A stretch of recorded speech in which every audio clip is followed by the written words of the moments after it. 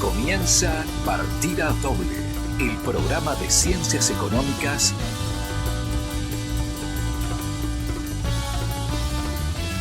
en la conducción, Norberto Lemar. Coordinación temática y columnas, Andrés López y Oscar Cetrangolo. Producción, Unidad de Comunicación Institucional de la Facultad de Ciencias Económicas de la Universidad de Buenos Aires.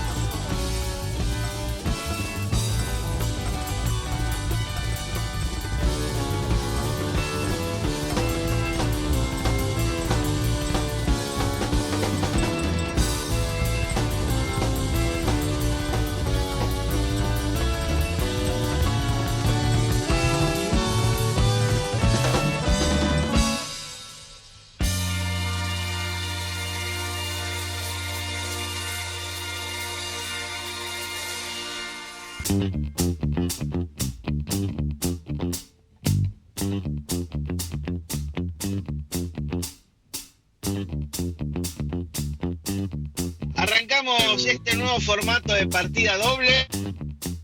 No estamos saliendo por Radio UBA por temas de pandemia y de reorganización de la radio hasta el nuevo aviso. Así que estamos aquí en este nuevo formato, como les decía, que vamos a aprovechar al máximo. Vamos a tratar de no tener apuros respecto de los tiempos de radio y vamos a estar bastante más relajados. Me acompaña el profesor Oscar Cetrangolo. ¿Cómo le va? ¿Qué tal, Alberto? Tanto tiempo. Tanto tiempo, ¿cómo le va? Muy bien. Soportando. Aportando a la causa, como decían en una época. No sé. El señor profesor Andrés López, ¿cómo anda? ¿Qué tal? ¿Cómo están? Tanto tiempo también. Se nos salteó el 2020 con este programa. Se nos salteó sí, pasamos directamente de 2000. Lo olvidamos, el 2020. Claro. Es un año olvidable, igualmente en varios aspectos, así que... Bueno, en las sombras nos acompaña nuestra amiga Cecilia, que va a ser nuestra editora, y cada tanto, si escuchan ruidos o escuchan que nos apuremos o dicen que gente en volante, es ella. Es ella que vendría a ser como nuestra voz de conciencia, ¿no? Podría ser. Volante. Ella es la que dice que nosotros somos los. Claro, perfecto. Está buenísimo. Bueno, ¿de qué vamos a hablar? ¿Con qué vamos a estrenar este nuevo formato? A ver, cuéntenme un poquito. Bueno, habíamos hablado con Oscar de arrancar con alguna charla, temas, si hablamos de economía en la Argentina, olvidémonos todo lo que pasó en 2020, pues sería un raconto que ya aburre, pero nunca nos faltan. Y creemos que en los últimos días se estuvieron debatiendo algunos temas, unos bastante sonoros y otros un poquito menos visibles para el común de la gente, pero muy importantes, que tienen que ver con temas impositivos de los cuales Oscar es, como sabemos, un experto reconocido. Entonces, capaz que podíamos empezar a charlar un poquito de eso. Por ejemplo, tiro para arrancar algunos títulos. Cambios en el impuesto a las ganancias a las personas físicas, que se va a debatir ahora en el Congreso. Cambios en la alícuota de impuesto a de ganancias a las empresas. Suspensión del pacto fiscal con las provincias. Rediscusión del monotributo, que está como en un limbo, ¿no? Hasta donde yo entiendo. Se mandó una ley para reformarlo y ahí ha quedado en el Congreso. En fin, y creo que lo vinculo con una notita que con Oscar, y de paso hacemos un poco de propaganda, escribimos, y también con Javier Curcio, otro amigo de la casa, en nuestro blog Partida Alquimias Económicas, sobre los parches, ¿no? Hace rato que se hacen parche tras parche, y Oscar lo sabe mejor que nadie, la estructura fiscal, la estructura tributaria, perdón, y nunca se encara una reforma consistente y de largo plazo. Y esto que se está discutiendo son más parches sobre parches, ¿no? Entonces, bueno, no sé, quizás podemos arrancar por ahí, Oscar, ¿qué decís?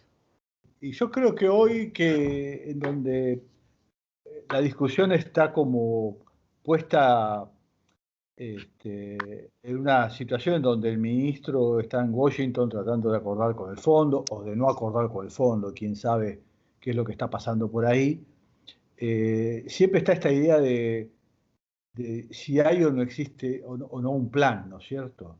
Cada uno tiene una idea de plan totalmente diferente, digamos, que es un plan, puede ser un plan más largo plazo, menos largo plazo. No sé ustedes, pero a mí me parece que lo mínimo que debiera haber en un plan es una idea en donde las reformas no son parches de corto plazo, sino que responden a una lógica de mediano. Lo cual no quiere decir que esté mal hacer reformas puntuales y acotadas, que uno puede llegar a denominarla un remiendo bajo ciertas circunstancias, pero tiene que ser un remiendo que tenga una lógica de mediano plazo. Yo hago un remiendo para ir acercándome a un sendero y después en algún momento reordeno y tengo una buena situación. El problema que estamos viendo es que los parches que se están haciendo, no solo en lo impositivo, en muchas cosas, no tienen por detrás una lógica de largo plazo, un camino hacia donde uno va. Digo, vos hablabas recién del impuesto a las ganancias, ¿no es cierto?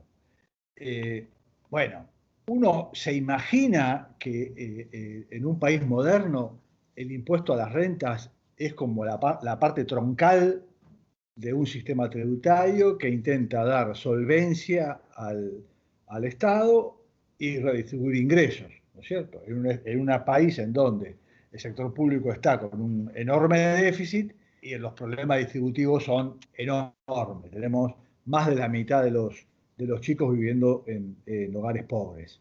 La situación es hiperdramática. Entonces, bueno, si uno va reforzando la tributación sobre las rentas para ir acomodando eso, uno puede, puede haber un parche que significa reacomodar alguna escala, algún mínimo no imponible. Ahora, si uno lo que hace es, en lugar de hacer un mínimo no imponible, es poner una suma a partir de la cual no se paga el impuesto. Y esa suma beneficia a los sectores, digamos, más privilegiados de la sociedad, decil, noveno y décimo. Bueno, pareciera que es un parche que no va en el sentido de una reforma a largo plazo, o en todo caso, porque hay un juicio de valor ahí, no de la reforma a largo plazo que uno cree razonable, que es la reforma, insisto, hacia una situación fiscal más sostenible y una distribución del ingreso más aceptable. Ahora, ahí Oscar, perdón, ¿no? Ahí choca es notable, lo vimos en las redes y en los medios, como esta reforma se va a votar casi por unanimidad, que entiendo yo, o va a tener un amplísimo consenso. Sí. De hecho, hubo una competencia por agregar deducciones, ¿no? Y bajar todavía más la carga impositiva. Y los economistas, yo creo que casi por unanimidad, desde el trotskismo hasta los libertarios, dijeron eso está mal, ¿no? Entonces ahí, capaz la gente cree no, pero estos economistas son unos degenerados, porque no quieren que nos bajen los impuestos a las personas. Y yo creo que acá hay una confusión de qué significa ser una persona relativamente de altos ingresos en Argentina, ¿no? Tal vez valga la pena aclarar eso. Sí, claro. Algunas veces incluso lo hablamos en el programa, ¿no? Es una sociedad que tiene un nivel de vida razonable, se cree clase media. No hay gente que esté viviendo razonablemente bien y se crea clase alta. A vos te habrá pasado, yo como doy clase de finanzas públicas me pasa todos los años. Pregunto a mis alumnos en qué situación social se encuentran y nadie me va a decir que está en una situación favorecida. Nosotros en el último año de la carrera de economía de una universidad pública no tenemos ningún alumno que no sea del 10º decil. Puede ser alguno del 9º, pero es impensable que haya otra cosa, y sin embargo todos se creen clase media. Vos escuchás a los periodistas, a los políticos hablar por los medios, y todos hablan desde su posición de clase media. No hay nadie que sea clase media. En un país en donde la tasa de pobreza es 40 y pico %, una persona que gana 150.000 pesos claramente es 10º decil. Y eso hay que aclararlo. O sea, el 10% de gente que más gana dentro de la sociedad. Y sí, claro. Sí. Bueno, eso es un poco lo que pusimos en la nota del blog, ¿no es cierto? O sea, sí, esta reforma le saca presión impositiva al 10% más rico de la población y evidentemente hay que sacar ese dinero de otro lado, ¿no? Ahora, los opinadores. Sí, perdóname, Norberto. Lo que estaba pensando es que eso, está bien, decir que son clase media es erróneo, también es pensar a los políticos que hablan también como clase media, cuando claramente están en un lugar de bastante mejor posición que la clase media también, ¿no? Y que quienes deciden acerca de estos impuestos tampoco son gente que forme parte de la clase media. No, pero yo creo que el problema es más grave, Norberto. ¿Por qué? Porque también es cierto que en el periodismo, en los políticos, hay cierta demagogia. No necesariamente en el mal sentido, digo, están haciendo política, ¿no es cierto? Sí, sí. Y muchas veces toman posiciones que pueden aparecer muy redistributivas porque queda bien. En cambio, en este caso, queda bien tomar una posición en favor de los más ricos. ¿Por qué? Bueno, mi sensación es que obviamente los periodistas que hablan de esto se benefician por esta reforma, pero Sí, yo por creo supuesto. que el auditorio de la televisión, la gente que sigue los medios en estos temas, es la gente que está interesada en que esto salga así. El 50% que está bajo la línea de pobreza, yo creo que no está ni enterado de este debate, no tiene voz en este debate, Sí. ni sabe de qué se trata. ¿eh?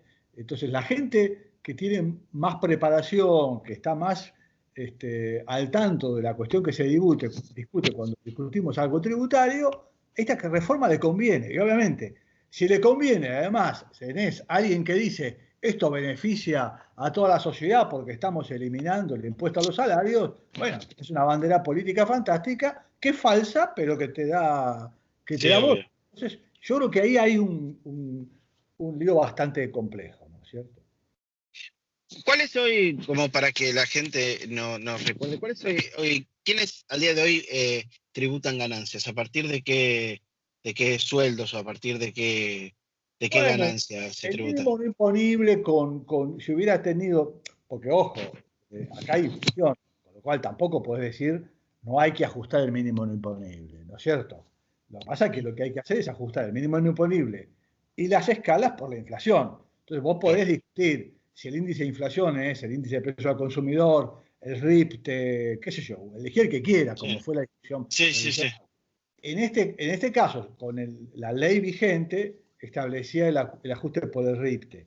Entonces, eso te llevaría, no me hagas decir un número exacto porque se me escapa, pero te llevaba el mínimo no imponible a cerca de 80, 90 mil. Una cosa Sí, así, y a partir de ahí se ajustaban todas las escalas con el mismo índice de inflación. O sea, vos guardabas la estructura y la corrías por inflación. Obviamente, esa estructura de mínimo no imponible y escalas es posible que tenga que ser discutida. Yo creo que hay que rediscutirla, pero es una reforma estructural seria. Esta reforma, en lugar de subir el mínimo no imponible, dice, no, mire, si usted gana menos de 150 no paga. Ajá. Y el que gana 152, no, bueno, queda igual. Digo, la claro. estructura del impuesto a la ganancia funciona de otra manera. Hay un mínimo Sí, sí, imponible sí, y hay escala. Entonces ahora en el claro. Congreso van a debatir, digamos, es genial, se juntan un sábado para discutir esto y entonces tal vez alguien pueda proponer, porque hay algunas propuestas de los distintos bloques de cambiar de alguna forma esto. El proyecto habilitaba al Poder Ejecutivo a ir a buscar una compensación para los que quedan en el medio. Pero no es la manera, digamos, la lógica tributaria del impuesto a las rentas está muy probada en todo el mundo y ya hay formas de hacerlo que están muy consolidadas. Si hay dos impuestos que en el mundo están muy probados y consolidados, son el impuesto a las rentas y el impuesto al valor agregado. Entonces, y fíjense que habida cuenta de que nosotros tenemos un sistema tributario con muchos impuestos que son muy ineficientes y muy injustos, como el impuesto al cheque, este, la doble tributación sobre los patrimonios mal definida, etcétera, los ataques más, digamos, populistas, demagógicos son contra el IVA y contra la ganancia, que son los dos impuestos que uno debiera consolidar como el tronco del sistema tributario.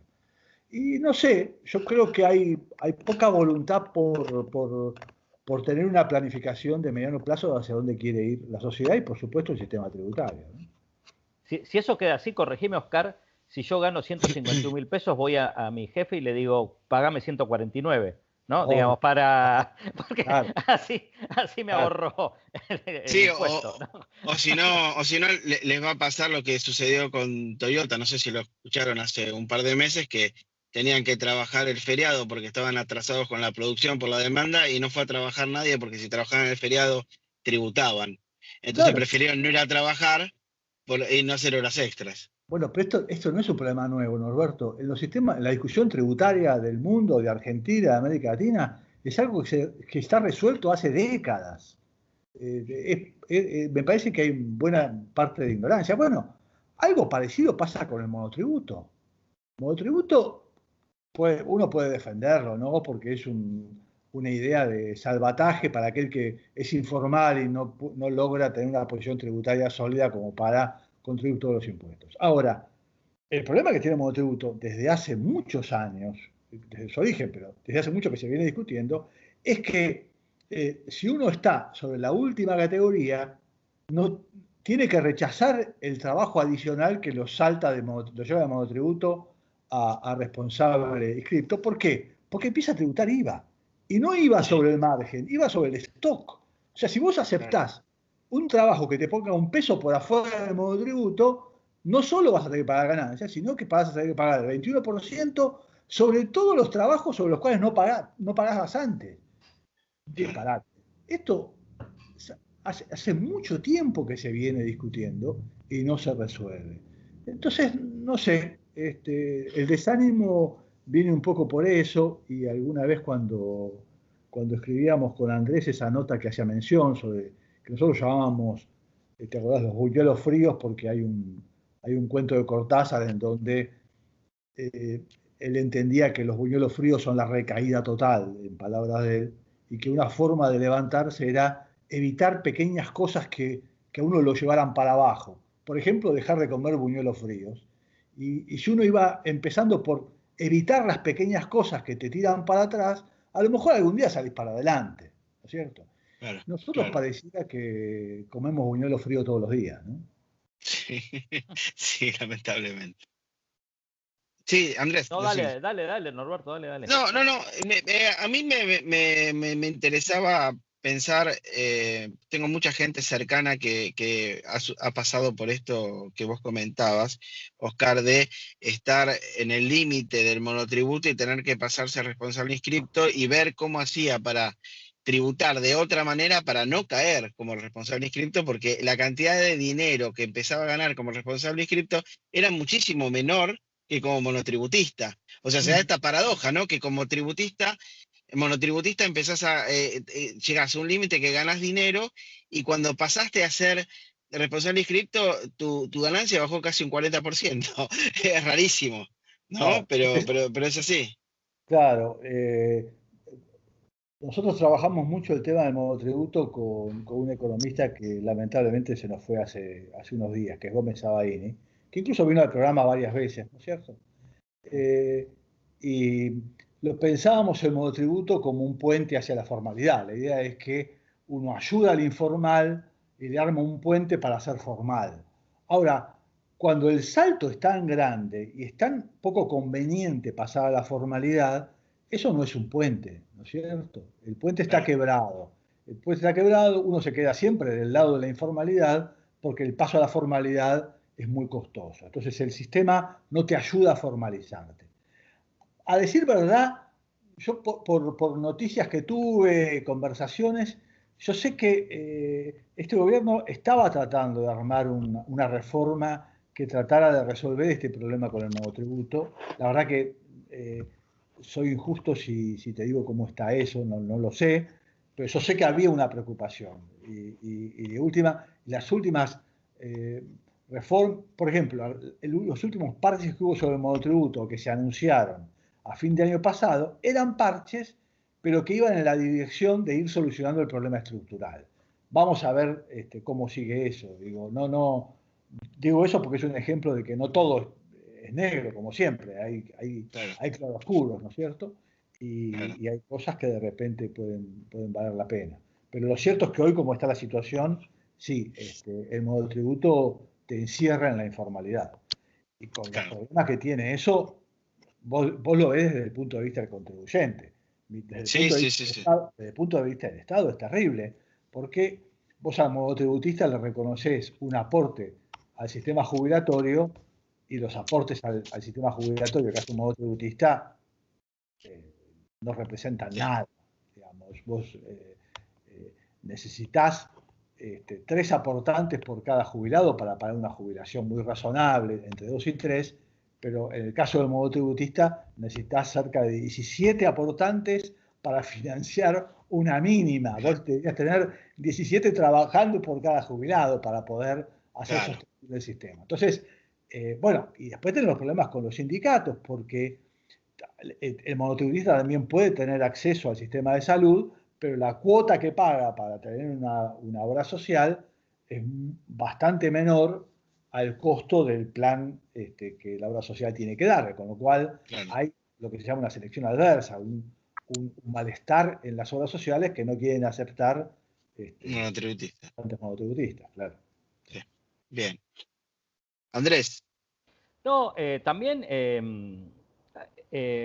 ahí se hizo algo que está menos en el radar, digamos, de la discusión pública, porque las repercusiones no son tan directas sobre las personas, que es la suspensión, ¿no?, del pacto fiscal, que tiene que ver con la cuestión de las provincias, ¿no? Ahí también siempre es un viejo tema pendiente, las relaciones nación-provincias, la tributación provincial, la articulación con la tributación nacional. ¿Qué implica esta suspensión que se acordó el otro día? Ahí ya estás en una historia muy larga, ¿no? Es una historia muy larga porque, digamos, para los que nos estén escuchando y no estén muy al tanto, acá lo que tenemos es en la imposición sobre los consumos un doble estándar. O sea, desde que en la década del 60 Argentina adoptó el impuesto al valor agregado, eliminó el impuesto a las ventas y pasó un esquema de IVA en donde el IVA es un tributo que es mucho más recomendable desde el punto de vista de la eficiencia, porque no se cobra impuesto sobre impuestos, lo que nosotros llamamos la cascada. El impuesto no se acumula ni se piramida sobre el precio final.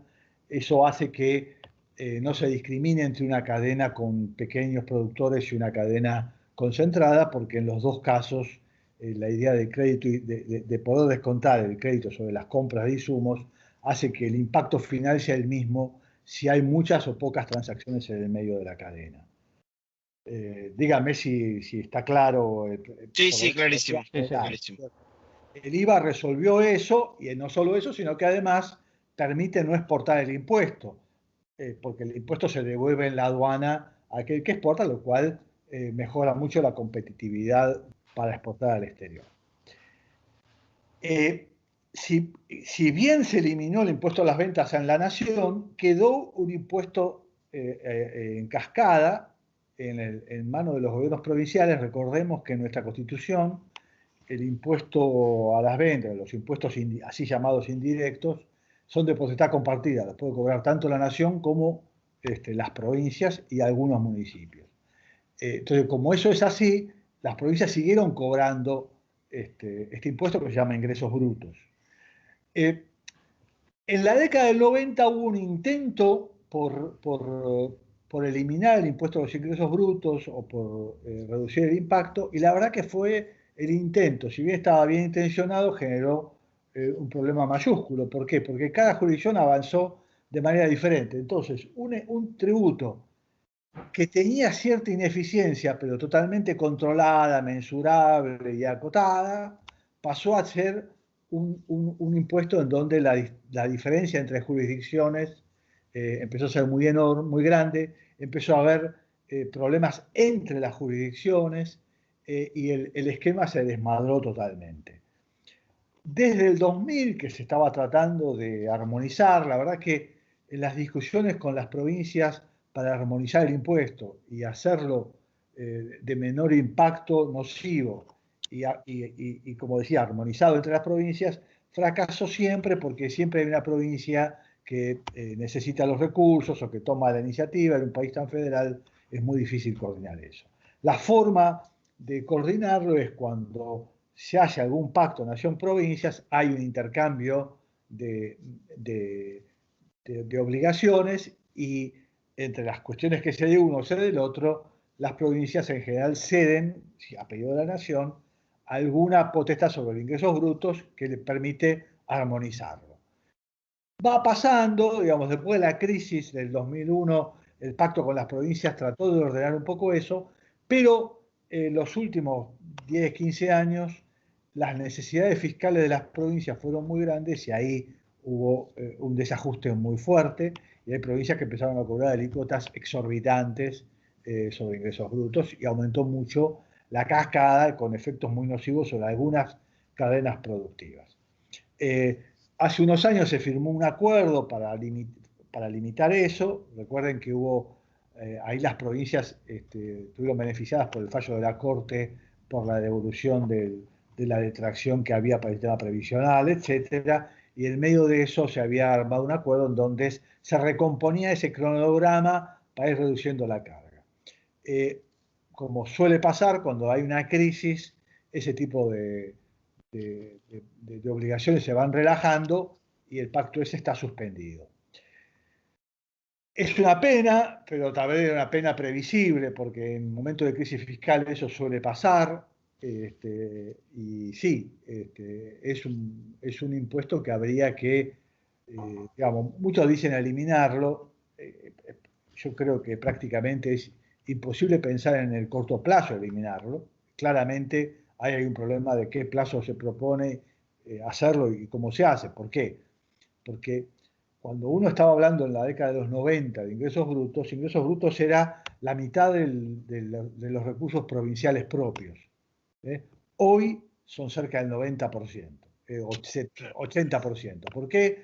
Porque las provincias recargaron mucho sobre ingresos brutos, que es un impuesto que la gente lo paga y no se da cuenta que lo paga, y en su lugar se bajó la presión sobre patente automotor e inmobiliario que obviamente el electorado no quiere pagarlo. Nuevamente volvemos al problema de la distribución del ingreso y qué impuesto conviene bajar o no bajar. Así como la nación decide bajar el impuesto a las ganancias, en las provincias se decidió bajar la presión de los impuestos sobre las propiedades, sobre los que más recursos tienen.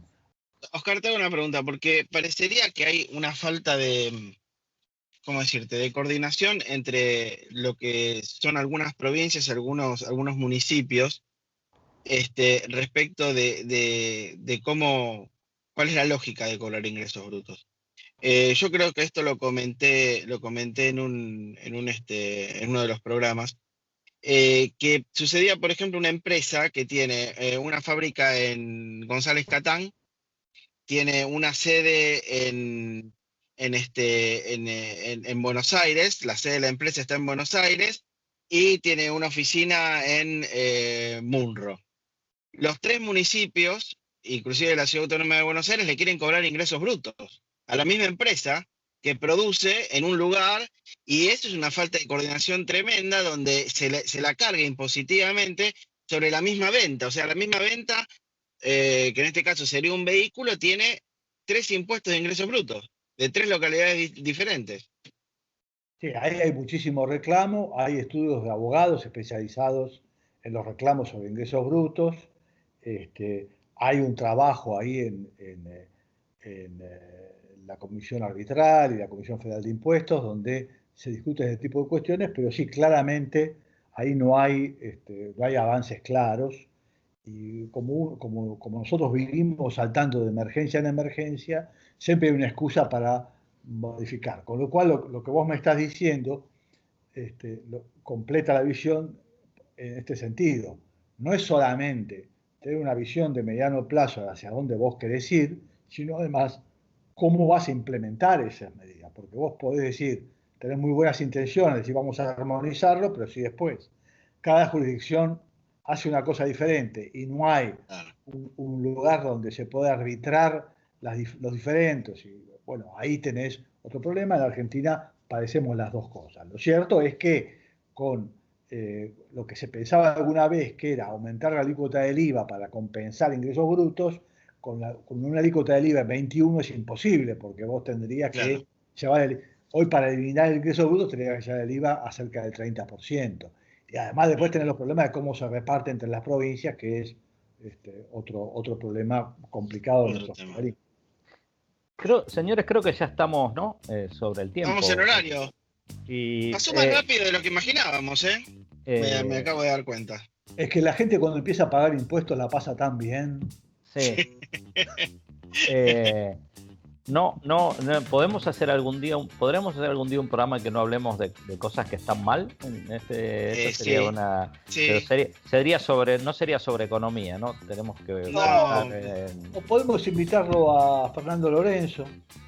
Ah, claro. Hablar de Uruguay. Hablar de Uruguay, de otros países, sí. Sí. Bien. O Andrés, si no, a músicos o cineastas que nos pueden contar cosas. Sí, totalmente. Podríamos hacer algo un poco más variado. Pues sería partida doble. Tendría que estar letras pintadas de otro color. Claro. En el site, y uno sería partida doble economía, partida doble música, partida doble cine, podremos hacer. Claro, por ejemplo. Yo tengo atrás mío el piano, si quieren puedo tocar. Pero... Sí. Espectacular.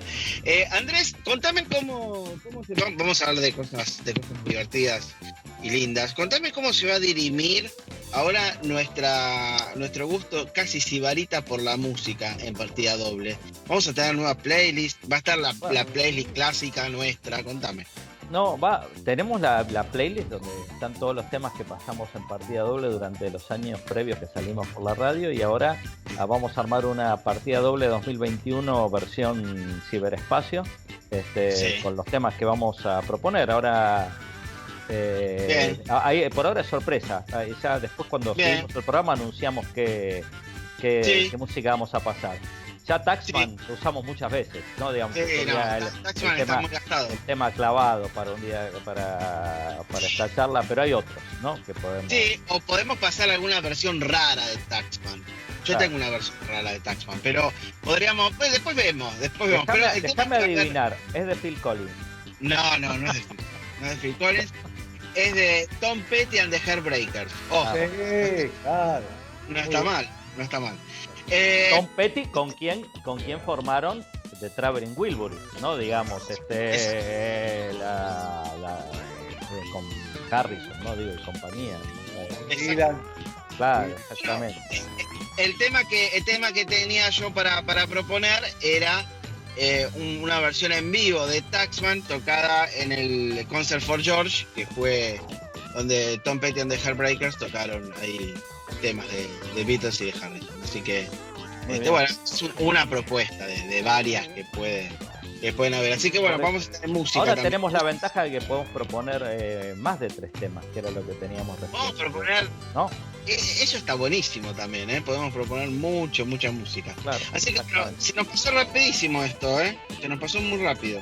Bueno, un gusto reencontrarnos, y vamos a ver cómo seguimos con este nuevo formato virtual. Espectacular, yo me siento muy cómodo, así que a mí me gustó bastante, así que bueno, me parece que va a ser bastante bueno. Muy bien. Nos vemos, y saludos a todos y todas. Un abrazo a todos, esperemos que si les haya gustado, que nos están mirando desde acá. Vamos a hacer una vaquita para pagarle los gigas de su celular, que los puso. Así que damos un abrazo grande. Nos vemos. Gracias. Chao.